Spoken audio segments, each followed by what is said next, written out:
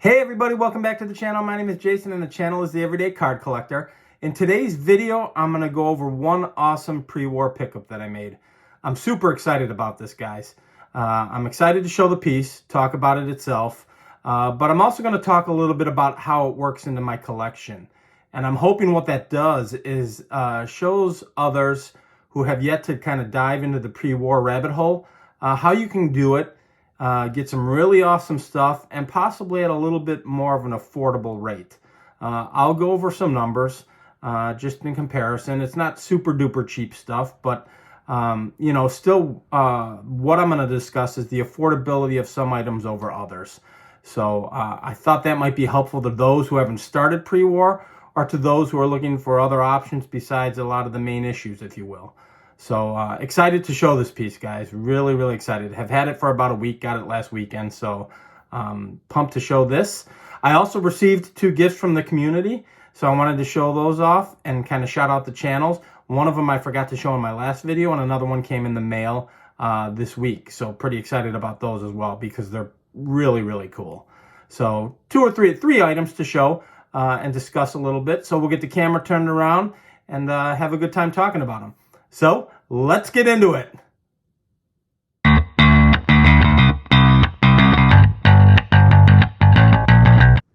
All right, guys, so as I said, I'm super excited with these 2 awesome gifts I received, plus the one pickup I made that came in last weekend.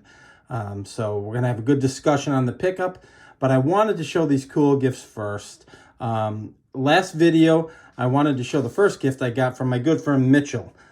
Mitchell has a channel. You probably all heard me talk about him, but if you haven't, we are buddies. Mitchell has a channel, White Sox Fan Card Collector.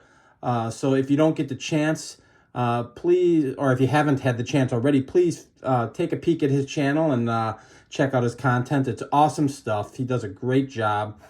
Pre-war and modern. He's kind of like me. He's a little more focused than me. He dabbles in pre-war and modern on a much more focused level, and is a White Sox fan, local to me in the Chicago area. So we've become buddies and have done shows together. And as I mentioned, went to the Chicago Sports Spectacular together, and he gave me a gift. And I forgot to show it on the last video, so I wanted to show it here. So how cool is that? So Mitchell knows I'm working on my card room, slowly but surely.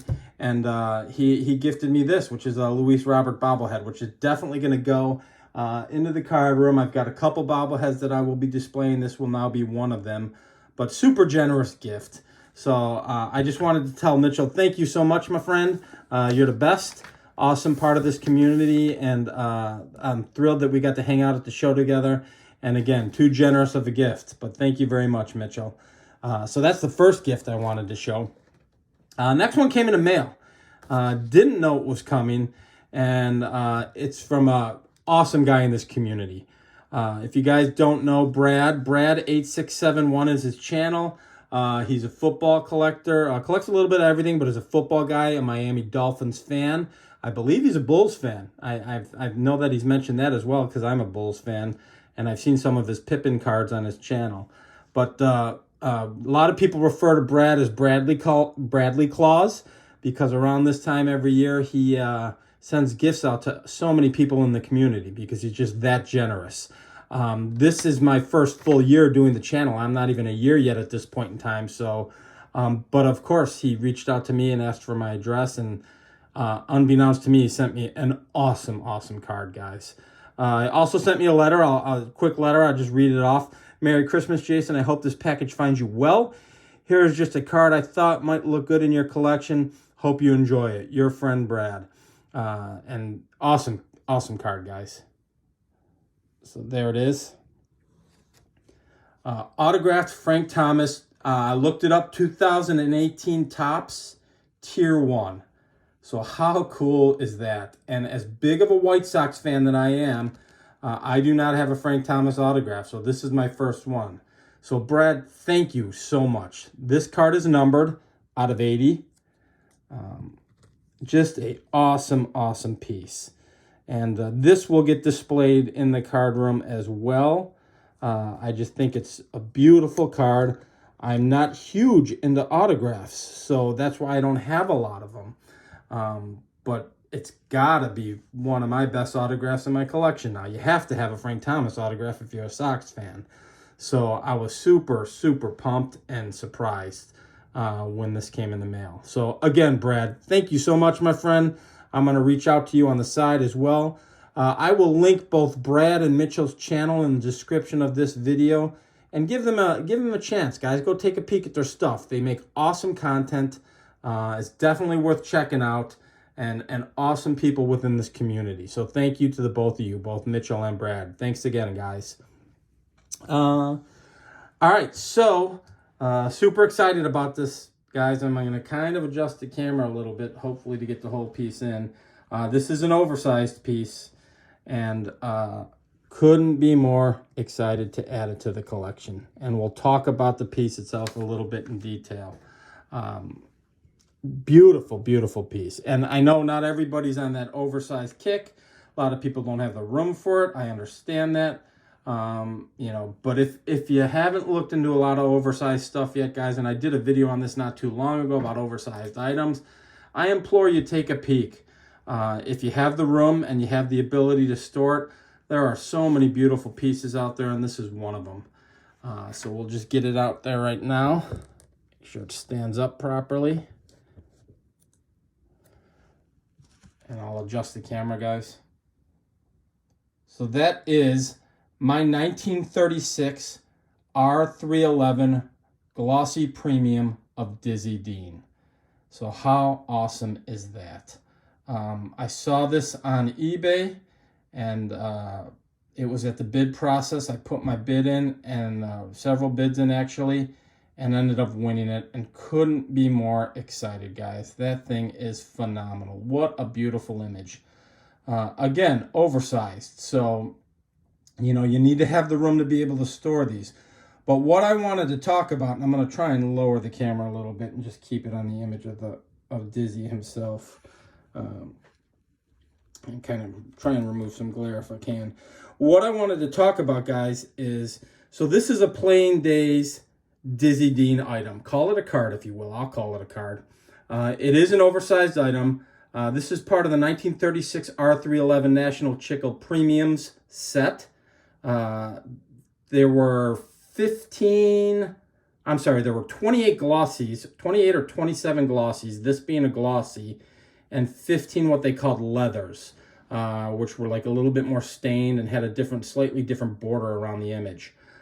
So you're looking at 43 total coming out of the National Chickle Premium set. 15 leather finishes and 27 or 28 glossies. I looked it up and did some research.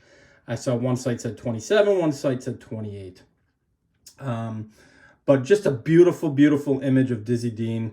For those who aren't familiar, I am a Sox fan and a Cardinals fan, so this fits perfectly into my collection. Those who don't know, Dizzy Dean was part of the Gas House Gang. Played in Major League Baseball for 12 years, but his last 2 years were very minimal. Actually took some time off and then tried to make a comeback. I don't know if it was due to injury or not. But his last 2 years weren't that prominent. I think he maybe pitched a total of like 5 or 6 innings. He is in the Hall of Fame. 150 wins, 83 losses with a 3.02 ERA. So he didn't have a real long career. It's 11/12 years, but if you take away those last 2 years, it's a 9-year run. He did pitch in the 1934 World Series that the Cardinals won against the Tigers. It ended up going 7 games. He pitched with his brother, Dizzy and Daffy. You know, if you guys are familiar with the Gas House Gang, if you've seen any history on the St. Louis Cardinals, prominent figures within the history of the Cardinals were Dizzy and Daffy. He had 4 years, guys, in a row where he had over 24 complete games. So, you know, they were using their pitchers back then. It wasn't 5 innings and out the door. In 1934, the year they won the World Series, he had 30. He went 30-7, 30 wins and 7 losses. So just an incredible year for him. You know, he's a mainstay within the St. Louis Cardinals organization and a prominent figure in the history of the Cardinals. 4-time All-Star, 1 MVP, obviously won the World Series in 34, and just a beautiful piece, guys. I wanted to give you a little history on him just, the base numbers. I don't go too deep when I'm rattling off numbers. But I wanted to talk about the set more. And the reason I wanted to talk about the set is because this is a perfect example, when you're digging into the pre-war rabbit hole, if you will, of finding a piece at a much more affordable rate than you will the major products, if you will. So if we're talking the 30s, 33 and 34 Gaudis are the main set, the prominent set of that era. They're the tops / Bowman of that era. His rookie card, quote unquote rookie card, would be considered the 33 Gaudi. I don't know that you would call it a rookie card. He has other issues prior to that, I believe. But for all intents and purposes, the two major cards in Dizzy's runs are the 33 and 34 Gaudi. I did a little research and looked them up. If you look up those cards in a 1 or a 1.5, which is my world, guys, I'm not looking to buy 4s and 5s high-end pre-war stuff. I want the card. The number doesn't mean anything to me. As you can see in this, I'm not even showing the number on this particular slab. But I was looking at 1s and 1.5s of the 33 Gaudi, his quote-unquote rookie card, and the 34 Gaudi. And they range from $300 to $500. So that's a big nut for a card. I mean, I don't know. Some people, depending on your budget, that's not a big deal. But for me, when you start getting into the $300 range, that's an expensive card. I ended up getting this, won it on auction for $152, half the price of what the card would have cost in a 33 or a 34 Gaudi. Out the door, I was $175, and I just want to be transparent with the prices, guys. So out the door was shipping, because it's oversized. Shipping was a little more in taxes. It was $175 out the door. For all of you number freaks and slab freaks, it is in a Beckett slab, so might be a little bit of a discount there, because BGS really isn't on everybody's top list, and that doesn't bother me. I don't collect the slab, I collect the cards, so the slab doesn't really mean anything to me, and that's in a 2. So in comparison, I'm paying half of what I would have paid for a 33 Gaudi or potentially a 34 Gaudi in a 1 to a 1.5. And I'm getting an actual image as opposed to an artistic rendition.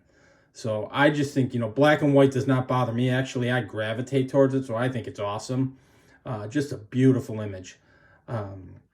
So this was my way of showing others that, if you can afford oversized needs to come at a little bit of a discount, because it's just, people don't want it as much. So I've been on the oversized kick lately and absolutely love it. But a little bit about the set. Like I said, it's a 1936 R311 National Chicle Premium. This is the glossy, 28 glossies, 15 leathers, or leather. I'll call it. If they're not actual leather, it's the finish of the actual photo / card. They did do a subset of football too, so there were 17 football cards as well. These are directly related to the Diamond Star set. So if I'm not mistaken, I did read an article where you could turn in wrappers from the Diamond Star set and receive one of these glossies. So being National Chicle, same as the Diamond Stars, there's a correlation there. These are 6x8 in size, so you can see it's a little bit bigger. Obviously, by looking at the slab, it's bigger. But I wanted to kind of dive into this. Everyone can do their own research. Mine was just real quick. There are guys who, the first time I saw this was on John Mangini's channel, of course. And my buddy Aaron, Value Vintage Cards, I believe he has this exact card as well. And he showed it, and I said, I've got to have that thing. I think we did it on one of our Mount Rushmore videos. He showed it when we were on with Billy Ballgame, another Cardinals fan. So I started to dive in. But this is just an example of, if you do your research, if you take your time, if you're willing to look at other things besides the major runs or mass-produced product like the Gaudi back then, or the Topps or Bowman, you can come up with some pretty fantastic stuff, guys. And I can't tell you how excited I am. I'm going to try and move the camera a little bit just to get a little bit closer on the image there, get some of that quote-unquote glare out. But look at that. That's just a beautiful image of a fantastic player with tremendous significance in the history of baseball. Dizzy Dean, Jerome/J. These are blank backs. So I'm just wanted to show you guys the back. These are unnumbered. There's no numbering to them. But I just wanted to kind of get it out there. I don't talk much. Usually I just get excited about what I'm picking up and show what I've got. But in this particular case, it's a fantastic option for all of those who might be interested in diving into pre-war. And if it doesn't have to be a Goudy, some of the great things you can pick up.